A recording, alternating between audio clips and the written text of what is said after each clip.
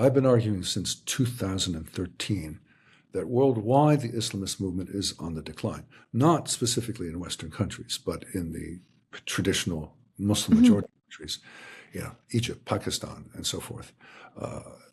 Islamist movements have been on decline. And the hope was that this undertaking would lead to the overthrow of the Islamic Republic of Iran, and that would be a turning point, such as it was in 1979 when it came to power.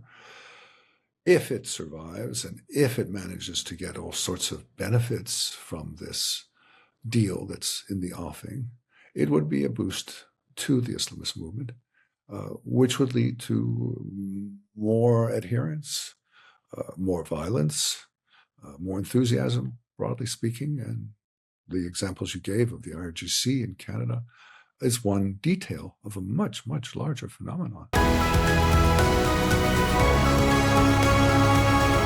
So joining us now is Daniel Pipes. He's the founder of the Middle East Forum. And I wanted to have Daniel on today to discuss what happened in the House in the United States yesterday, where 4 Republicans joined with the Democrats to pass a resolution to end the war in Iran. I have great concerns for what this means for the United States and for the United States government.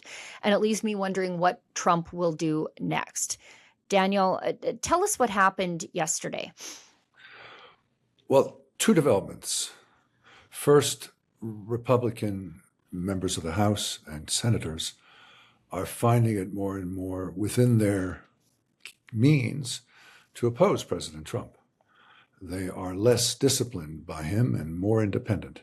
Now, 4 members out of over 200 is it's 2% less. But still, it's very meaningful that in a vote of this sort, an important vote of this sort, they're willing to join the Democrats.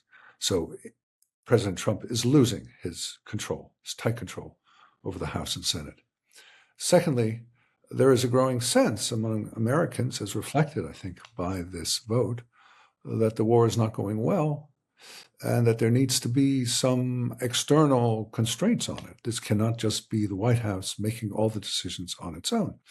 And this fits into a very large context, namely, it is supposed to be the Senate that declares war and not the president just deciding whenever he wants to go to war. So as a result of many convoluted developments, it has turned out that the president can engage in 60 days of war, but not more. And what the House vote indicates is that the people's representatives are saying that's enough. We want to have a say in this. We don't trust you to do this on your own. I guess my next question is, what comes next, and what does this mean for the president? I mean, if the Americans pull out of the war on Iran, or at least the war in Iran, what does that mean for the safety and security of not just America, but the rest of the world? I think Islamists will see this as a victory. I agree. As we've seen now for almost 2 months, President Trump is in a bind. He can always engage in more hostilities and drop more bombs, but I think we can all agree that the likelihood of that making a difference beyond destroying more infrastructure is not very great. It's not going to lead to the collapse of the government. It's not going to lead to an insurrection. It's not going to lead to the opening of the Straits of Hormuz. So what's there to do except to reach some kind of agreement with the Islamic Republic of Iran, which is not what this war was supposed to lead to?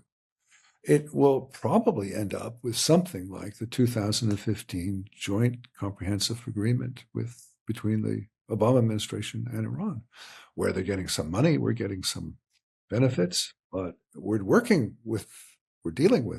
negotiating with Tehran rather than leading to a change of regime or forcing them to do our wishes.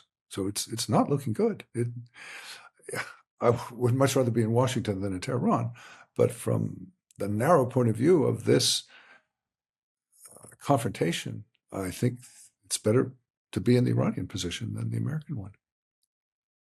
And I guess it leaves President Trump in the untenable position, as you said, as the Obama administration, where you're negotiating with people who are the sworn enemies of the United States and not honest brokers, not honest dealers, and funders of terrorism and extremism around the world. And President Trump only has 2.5 years left. Mm. It's a reasonable amount of time, but from the Iranian point of view, you negotiate, you go forward, you go back. And before you know it, it's January 2029. And who knows? Might be a Democrat, might be an Obama-style Democrat who's willing to do business with Tehran, not trying to overthrow the government. Yeah. The Israeli and then American attack a year ago in June of 2025 was a great success. It was limited in scope. It was to degrade the nuclear infrastructure, and it did so very successfully. The war that began on the 28th of February, 2026, was essentially unlimited in scope.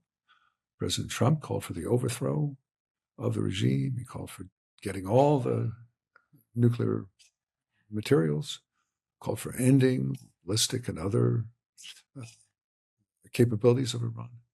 It was too much. You can't do all that. Especially you can't do all that if you're not going to put troops on the ground. I believe that what I mentioned before about the Senate having to confirm a war or declare a war is meant to say, look, this has to have popular support. And if you don't have popular support, don't go to war. And you have to have popular support if you're going to put troops on the ground. If you're just going to bomb from the air, you don't need popular support, as we saw a year ago. But if you're going to put troops on the ground, you need popular support. And there was no effort whatsoever back in February and March to win popular support, to say this is an important undertaking and here's why. And the whole country needs to be behind this. No such effort. And now Trump administration, indeed all Americans and indeed all Westerners, all civilized people are paying the price for that unplanned, spontaneous, let's go with it, let's try it kind of effort. You can't start a war on such a basis. Now, I guess my next concern is with this retreat, potentially, of the Americans, I worry that the Islamists will see this, and I think they will see it as a victory.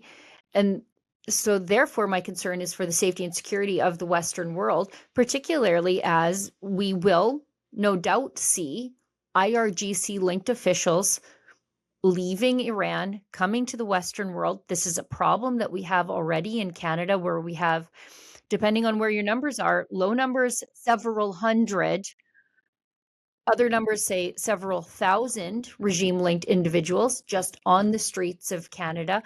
We are unable, thanks to our federal government, able to deport them.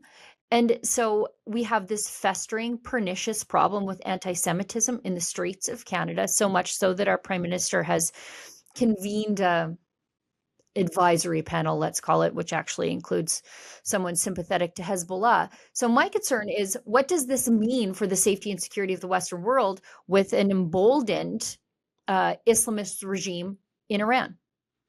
On the grandest level, I believe it is a shot in the arm for the Islamist movement. I've been arguing since 2013 that worldwide the Islamist movement is on the decline, not specifically in Western countries, but in the traditional Muslim majority countries, Egypt, Pakistan, and so forth. Islamist movements have been on decline.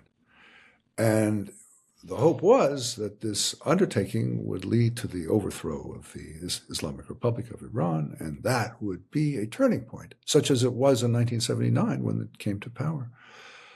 If it survives and if it manages to get all sorts of benefits from this deal that's in the offing, it would be a boost to the Islamist movement, which would lead to more adherence, more violence, more enthusiasm, broadly speaking. And the examples you gave of the IRGC in Canada is one detail of a much, much larger phenomenon.